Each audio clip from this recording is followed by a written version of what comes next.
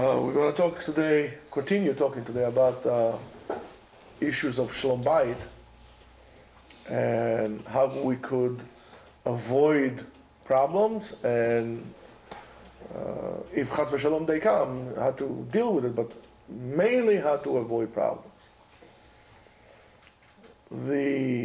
One of the reasons for conflicts at home is lack of awareness of what the spouse really is. A colleague of mine years ago in Yeshiva used to say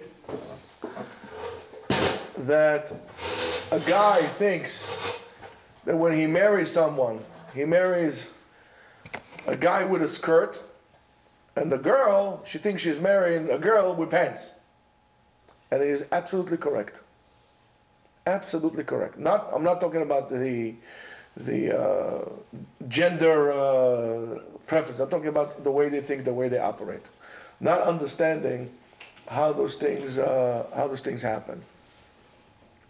We need to understand and acknowledge that men and women are not only a different body, but they're made out of different material. They're different things. For example, Rabbi Ben Chaim once said, he says, do you know why women live longer than men? Because men is made out of dirt, earth, and a woman is made out of bone.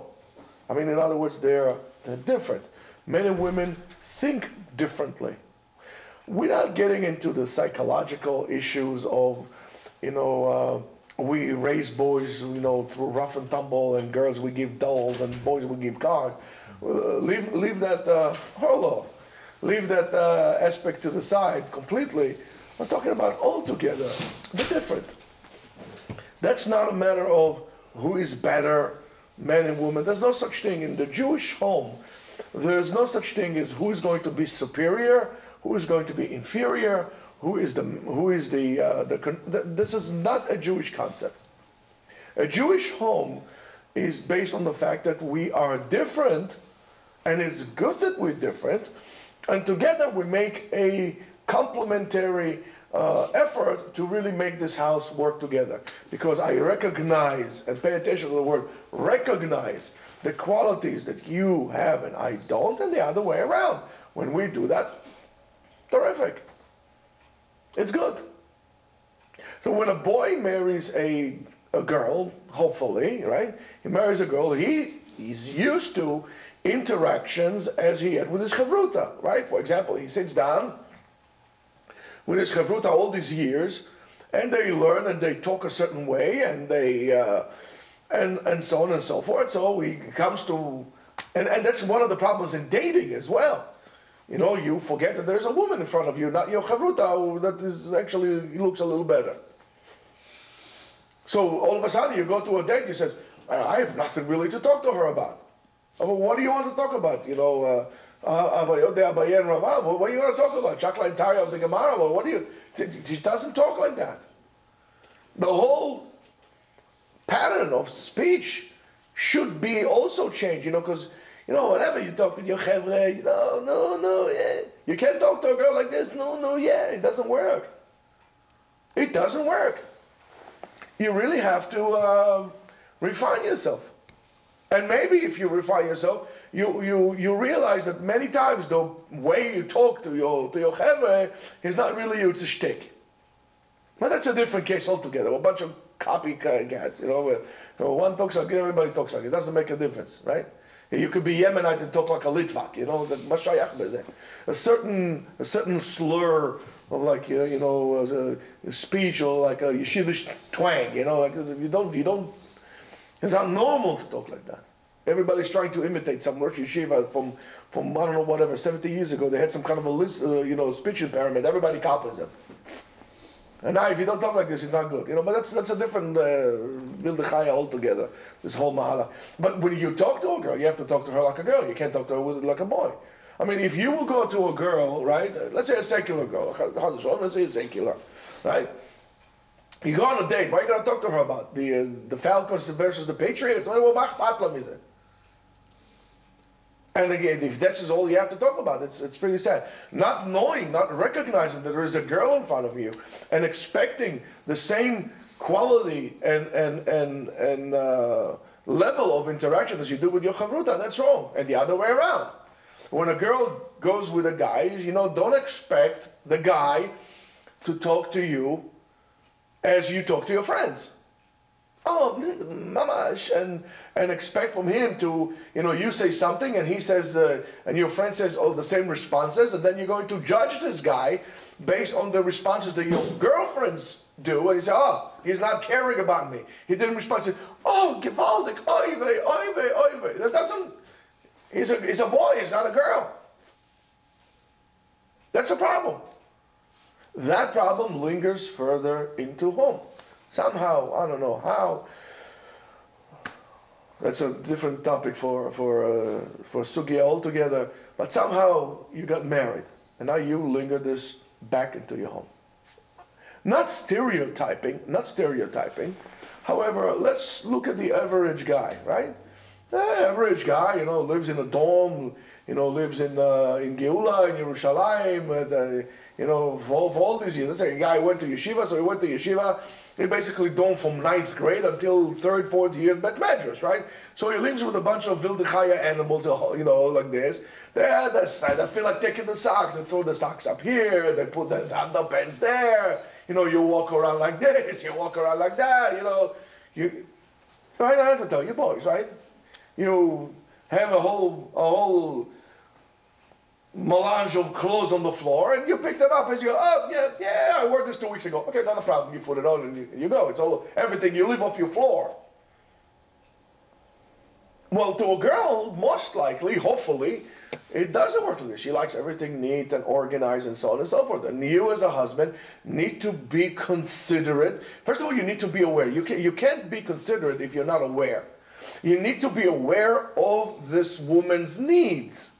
Of course, you should discuss those needs before and try to reveal to make sure that it's for you. Because let's say, for example, this woman is a neat freak. She is a completely OCD about cleaning. You're not going to find 2 specks of dust in the house.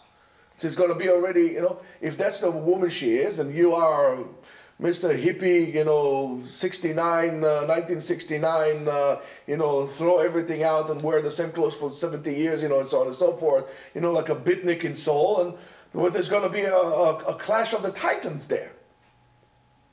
But let's say you come to realize this woman has certain needs, and you, as a husband, need to respect those needs. You are expected to of course, the woman cannot be a mishuga about those things. And with her needs, she should not be expected to accommodate all her needs, and she maybe should tone down some of the needs, because here you're bombarding the guy, you're scaring the whatever out of him. But the guy should be, as a husband, your job is to, first of all, you are obligated more to her needs.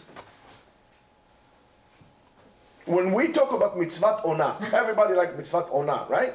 Mitzvat ona, beyond the actual physical aspect of it, is recognizing the need of a woman to be loved and to be wanted. Well, you cannot deny her that. That's cruel. A woman likes to be wanted. If you want to punish a woman in the most severe way, is to ignore her, to deny her, to ignore her. But you see, and when we all have that need, but woman is a little different. Why? Because that's how they are. Nurture, nature, I don't care about those things. But the reality is, that's how they are. And you as a husband need to recognize it and to acknowledge those things. Whatever is important to her, including sometimes paying attention and talking to her. Sometimes I'm not saying sit down and babble with your wife hours upon hours about Oprah Winfrey and what Ivanka Trump wore and what's the name, the other girl, no, Obama's wife, Michelle Obama wore, and did she get the gift? Did she make the face? They said we don't care about those things. It's really dvarim betelim. I ask her, how are you? How was your day? talk to her a little bit. Acknowledge her existence. A woman who is a real Bat Israel deserves that attention as well. After all, she's a Bat Melech. Of course, if she acts like a Bat Melech, right? If not, you have a problem. Why'd you marry her to begin with? But she acts like a Bat Melech. So you give her the attention she needs. You acknowledge her existence. Beyond that, she's going to tell you, okay, enough talking, you should go back to learning. But you should be providing those needs to her. You can't deny it. And yet a woman should also be acknowledging the needs of the husband and his abilities. She cannot expect the husband to sit there and talk to her a whole entire night. Men don't talk like this. Men, again, this is not to put anybody down or anybody up. But men are very practical. Most of the time, besides the telephone, like the telephone came, and then men babble more than women. Right? They like to tweet like a little birdies, you know, whatever. I don't get into making any jokes now, but you know what I'm saying. So you don't expect a husband there to come and to sit down with you hour after hour after hour and demand this attention. If you have such a great need for attention, most likely you're not working. You're sitting at home and you're bored out of your mind. So the husband giving you attention is not going to solve it. Lady, I think you should go to work. It's very good for you to go to work. I think going to work, by the way, is good. Going to work is good. We don't hold our women to be, cavemen. I'm not a caveman here. Hold the woman to I'm Tarzan, you Jane. That doesn't work for us. And in today's day and age, even if you're not from, both people have to work. Even more so when you're from people, both people have to work. Unless, of course, you're very, very wealthy, and your wife does not need to work. Still, she needs to get out of the house. Let her be involved in some chesed. Let her be in charge of the bikur cholim in your neighborhood. If there isn't, let her. She can make one. She can make classes for tzniut for women. She can volunteer for that. Do not sit at home. Sitting at home is a problem. Sitting at home is a problem. And then you become needy and demanding and annoying and obnoxious, and basically you're pushing your husband somewhere else. A woman should be out also today. There's not a problem. There is not a problem whatsoever. Yes, there's some rabbis who don't even let the women drive. Okay, we're not talking about that. We're not there. It's not us, and so on. A woman should not be sitting home doing absolutely nothing. There's plenty to do. Plenty to do. Argument's sake, let's say you're a Rebbitzin in some kiruv place in downtown nowhere, Well, there's some members in your Yeshiva congregation there. So the Rebbitzin, let's say she doesn't need to work.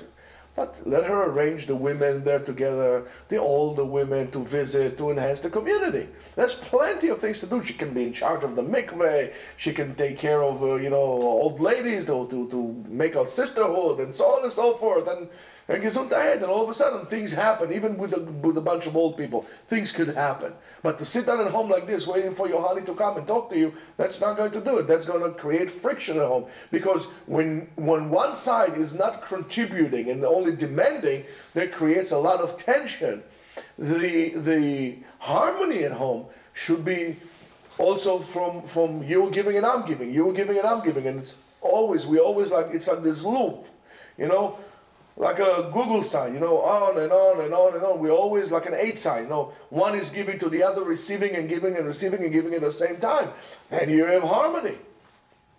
When the yin and yang are flowing in harmony, not one overpowering the other. And that comes only through the acknowledgement of the needs of the person. And both men and women are required of that. However, man is required more of the needs of the woman. He is required more by halacha to pay attention to the needs of his wife. Of course, if the needs of the wife is to go to Puerto Rico, or to go to Acapulco, or Punta de Cana, or I don't know what else people go nowadays. Caribbean. Cuba? Caribbean? Yeah, Caribbean. What's the Mexican place that people go to? Cancun. Yalla, no, I don't know those places. If I will go to Mexico, I don't know, why would I go to Mexico altogether? But let's say if I will go to Mexico, I'll go to Baja. How would I go to Cancun? I want to see a bunch of fan Americans there, frying themselves in the sun. I'll go to Baja over there. drive some motorcycle, drink tequila and stuff. No, just kidding. Anyway, you know what I'm saying? But that's what it is. So when you don't acknowledge the other person's needs, you're creating a disharmony in a home. And that's very, very important. Having a Shalom Bayit demands not only just physical work, but it's a spiritual work as well. It needs a lot of spiritual work. And that is creating harmony in home. And they need to be on the same page. They need to be a shkafak on the same page. In other words, if the husband, let's say for example, is a big machmer, he's a machmer kalaki b'chamura, and his wife wants to wear open-toe sandals, which I don't know why anybody would wear that. That would be a problem. I just want to tell you something. We'll make a billionaire a shiur on that, but I need to point it out to you, and I would like you to consider that and actually put it into work. Stop using the word tzniut in affiliation with modesty, because that creates a problem for us. Because how do you define modest? But I think that tzniut should be used as dignified. If a person is dressed up in tzanua way, he's dressed up in a dignified way. And you could really quickly make a distinction between dignified and not dignified. To wear open-toe shoes with your toenails all painted like an Indian going to war, it's an undignified way. You're not going to find Queen Elizabeth going with open-toe shoes, I don't think. It's not acceptable. It's not tzanua, and it's not dignified. Okay? So that's what it is. So if the husband is very into those things and the wife is not, they're going to create a problem at home. So you need to make sure that hashkafakli, you're holding on the same page. You're not going to be able to change a person, and it's wrong to go on a date and to think, oh, he's a nice girl, she's a nice girl. Okay, they have a little bit of a problem. They like to watch TV, or they, whatever you have it. I'll change them. No, that's not going to happen. You're not going to be able to change anyone. It's a problem because you're starting your relationship in a disharmonious way, and that's going to be a problem. The husband likes to be Hasidish, the wife wants to be Litvak. That's not going to be a problem. The husband likes to smoke pot, the wife likes to use drugs. No, the Bichlal is not going to work. It's going to be a problem. So that takes, because you need to invest a lot spiritually into this inyan of Shalom Bayit, and we need to understand that as Chazal tells us, Sof Maaseh b'machshavat chila.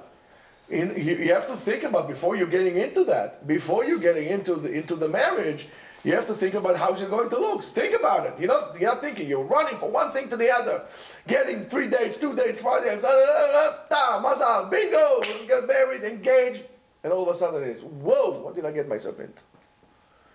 Also, before you're about to say something. You come home, you're about to say, your wife said something to you, and you're about to snap because you had a hard day in the office, or you had a hard day in yeshiva, or I don't know. Sof ma'aseh b'machshavat chila. Hold yourself 1 second. Just hold 1 second. Think about what you have to say, because you know where it's going to take you. Think about it very carefully. Think about it very carefully. And Rav Pinkus brings something interesting here. I want to share it with you. Today, the behavior is that we're very bad. I'll tell you the truth. We're very bad. We're such hypocrites. First of all, there's this political correctness. Politically correct, I can't do so. However, when we talk, we're very quick with our tongues today. There's no class. Men and women, from and not from alike, they think that today, to be able to be quick with your tongue, to answer quickly, to give cheap shots. Oh, yeah, got him. Oh, ooh, I got her. That's the way to conduct yourself. That's very wrong. That's very wrong. Right? So, for example, Rav Pinkus writes like this: "Haregilut mitnagut bnei adam." Today, people are used to not to think a lot before they are going to enter a conversation. They just open the mouth, and it's a sewer that comes out of their mouth. The response are immediate, but we get straight to the point, right? But when you think, for example, that achnasat orchim, argument's sake, is a mitzvah la kabbalat shechina. When guests come to your house, it's like it's as important as you let the Shekhinah come in. ודאי שסבר הפנים וצורת קבלת האורחים בצורה מושלמת ומוצלחת יותר. Your face is going to be different, and when you're going to think about this, the whole way you conduct yourself in having your guest over is going to be completely different. Because, say, if the Shekhinah will come here, Ribono Shalom will come himself here, let's say for Eliyahu Navi comes, okay? Of course it's going to be so your whole attitude is different. So you need to really stop and really think about it. You also need to prepare yourself towards that issue of Shalom Bayit.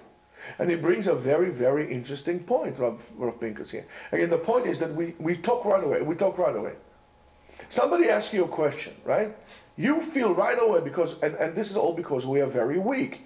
We overcompensate on our weakness by being overly aggressive. Weak people are aggressive people.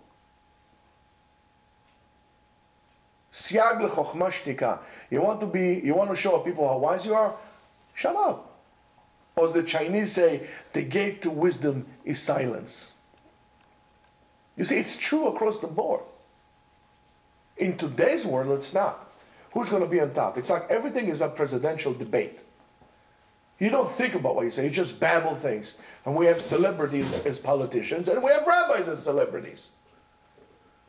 You know, you ask a question. Well, let me think about it. Somebody told you something. He says, honey, you're not paying attention to me. And you should really stop and say, hold on a second. What have I done for my Shalom Bayit? Maybe she has a point. Maybe I really haven't paid attention to this wife of mine. I didn't really acknowledge what she does for me. I come home from Kollel, I come home from work, she's there for me, she cooks for me, she washes my clothes, she takes care of my kids. And you know what? What a chazar. I never said thank you. I appreciate it. I never brought her one flower. It says in the middle of the week, not on Friday, in the middle of the week, here, some token of appreciation for all your hard work. It will really be a chazar. What do we do right away? What do you mean? Me? I haven't appreciated you? You know the things, I don't know, whatever else you're going to say. Right away you attack. And then you don't have Shalom Bayit. You need to think about those things. How much is a flower? $1, $2, whatever it is. You can buy a Shalom Bayit with this. On the middle of the week. On a Monday or Tuesday or Wednesday.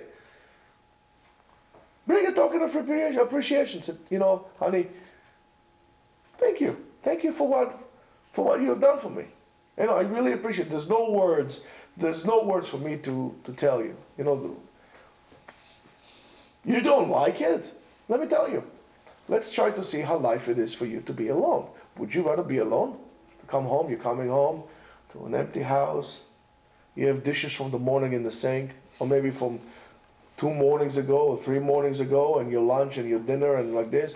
There's nothing to cook. You open the refrigerator, you're like, well, there's beer, right?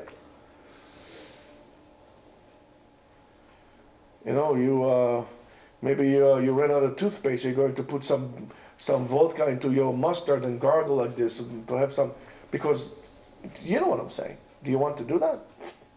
No, of course not. Isn't it good that Baruch Hashem you have a wife that's willing to tolerate you? That somebody is willing to tolerate. You know yourself who you are. She is willing to tolerate you. I mean, look at us. We're sometimes like behemoth, like behemoth gasa. And somebody is willing to tolerate, she must be a tzaddiket. Either she's tzaddiket or she's completely out of her mind. But regardless, I gotta say thank you because this, I cannot tolerate myself. So she's tolerating me, it's tzaddiket. She deserves something. I know who I am. I know what goes in my head. I know really deep down who I am. She's tolerating me. Tzaddiket. She deserves a flower on a Tuesday. Buy her something. I don't say bribe your wife. Appreciate your wife. Yes, this is more towards the boys. But, the wife also has to tell her husband, I know it's hard for you. I'm sure you're so smart. You could become a big businessman, a big macher, a big shmendrik. But with such dedication that you go to yeshiva, you go to learn, and I really salute you. He would feel good about what he's doing. It's about making the other person feel good. And we're not interested in making the other person feeling good. We are interested in the other person making us feel good. So it's all about taking. It's not about giving. And therefore you don't have Shalom Bayit. You don't have Shalom Bayit. Those things are not being taught, unfortunately, when you take your Chassan classes, and I think it's a problem. Those things are not being addressed in the Chassan class. All they learn in the Chassan class is, all these things that really not necessary. Veset Kfitza, the Veset Kfitza. When you learn Halachot Nidah, that really are not so much practical. Learn the basic Halachot Nidah, so the husband would know and the wife would know. Learn some Halachot Tzniut. Don't be embarrassed. Address the issues because they needs to be addressed. But even more so, in the Chassan class, the Chatan should be addressed with the way to deal with a wife, with a woman, because he doesn't know. He never went with women before. He never lived with a woman in his life. He never touched a woman, for crying out loud. So you need to tell him how to do those things. And if they don't do so as a father, you should explain to him, or as a big brother, and so on and so forth. And that's what it is. So if you want Shalom Bayit, start investing. Start saying thank you. Start appreciating one another. Start recognizing the other person's needs. Recognize the importance of the other person in your life. If you recognize how important the person is, then you're not such a hot big shot. Because even if the woman is home and she's cooking for you and doing for you, and you are making millions in your store or in your business or whatever it is that you do, or you became a big Talmid Chacham, do not forget that it's all because of her, because she's the base in which you're allowed to build this building. And where is your acknowledgement? See, it agrees with me.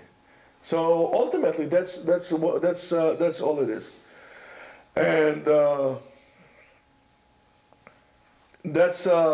and when you do so, when you understand that and you do so, you're able to see actually the Shekhinah in your house. You see the holy divine presence in your house because you're able to see the Shekhinah, the holy spark in the other person as much as you, when you appreciate it and you acknowledge it.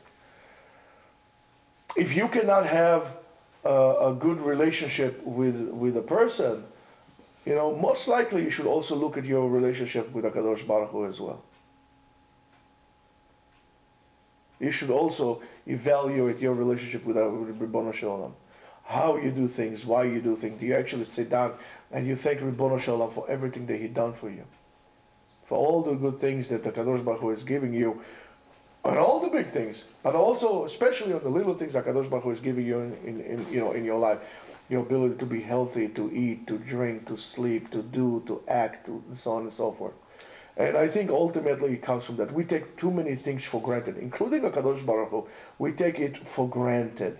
And we take our spouses for granted, and we take our children for granted, and that's the way things look, the way they look. So if you want Shalom Bayit, start paying attention to the person, don't take anything for granted, and be appreciative. Have a great day.